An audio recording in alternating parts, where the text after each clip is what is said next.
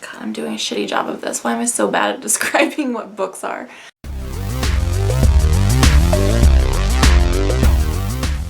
Hey, it's Sue in the restricted section. Today I'm going to do my review for my April TBR jar pick. I'm catching up. And that was The Chrysalids by John Wyndham. So this book is set in a village where everything must be pure.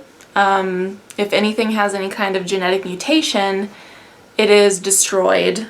Or if it's a person, they don't really reveal for a long time at least what happens, but that person disappears. The reason for this is that there's been a nuclear fallout many generations ago, and so the radiation from that has caused a lot of mutations, and the world is much different now. And luckily, some part of the Bible, or at least some teachings from the Bible, survived all this apocalypse, and so the people in this village think that a human has to look a certain way and be a certain way in order to be made in the image of God.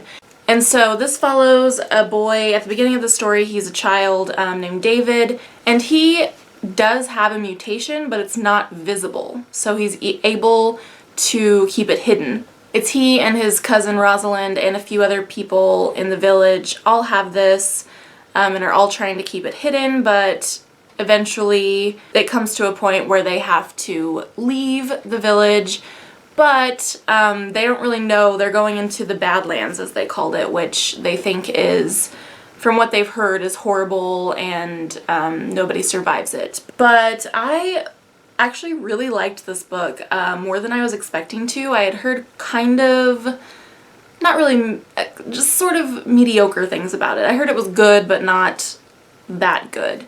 But I really liked it. I kind of flew through it. It's written very kind of straightforward, matter-of-factly, so there's no kind of flowery language in it or anything, but I thought it worked well. I thought nothing about the writing bothered me or anything. And I really liked, at one point there's kind of a conversation about how they don't know whether their interpretation of what the image of God is actually correct.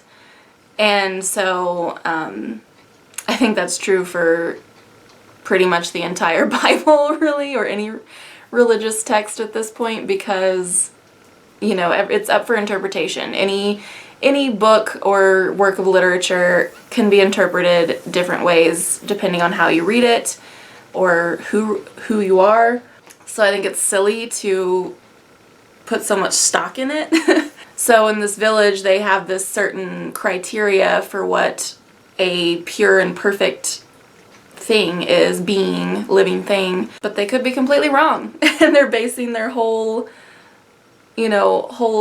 existence really on this, because it really affects every part of your life. As soon as you're born there, you're inspected and either given a certificate saying that you've passed and you have no deviations, or you have a deviation and you disappear.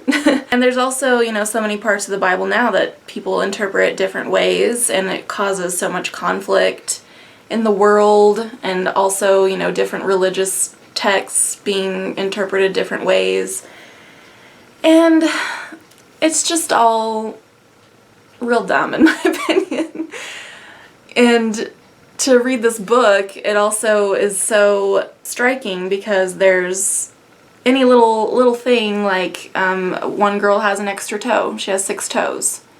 And she and her parents have to hide it and live in fear, because if it's found out that she has one little extra toe, then they're fucked, basically. And the same could be said for, in some religions, being gay or eating a certain kind of food, or, it's just all ridiculous. Maybe one slight critique could be that David's really the only well-developed character, I guess, which, I don't know, I feel like that's not necessarily a negative. He and his cousin Rosalind, fall in love, but you never really care about their relationship because you don't get to know her very well, I think, and you also don't really see that part of the story. He's just it skips forward really far. Like, it goes from him being a child to all of a sudden he's probably in his late teens, early 20s.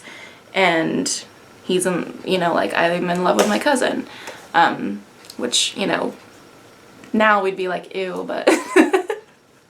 But when this was written, probably wasn't so big of a deal. Also, I think they were maybe half cousins, so not as closely related, but maybe that's why they have all these deviations in the village, because they've been marrying their cousins. And I didn't find it like super predictable. Actually, when I first started reading it, I was thinking it was gonna be like The Village, the movie The Village. If you've seen that, you probably know what I'm talking about. I won't say, because if you haven't watched The Village and you want to, it would ruin the entire movie if I told you. But I also liked how he didn't just come out and say there was a nuclear war, you know, generations ago, a century ago, or however long it was.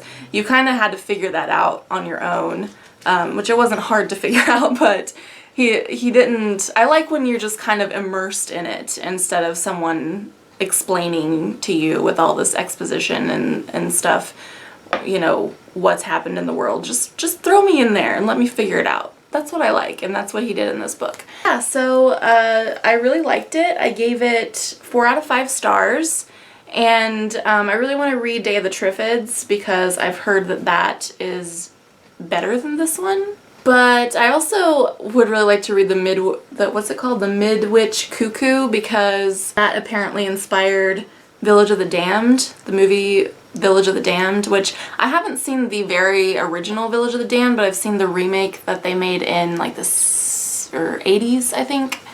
And I really liked it. I think it's like fun, cheesy horror. And children, it's creepy children, which is always, even if it's cheesy, it's still creepy, in my opinion. But anyway, yeah, I would recommend the Chrysalids. I really enjoyed it. If you've read it, let me know what you thought. I'll see you guys next week for my review of my May TBR jar pick, because yes, I am all caught up on my TBR jar picks now. There'll be links below where you can find myself and Megan at other places on the internet. If you haven't subscribed yet, please do, and I'll see you guys next time. Bye!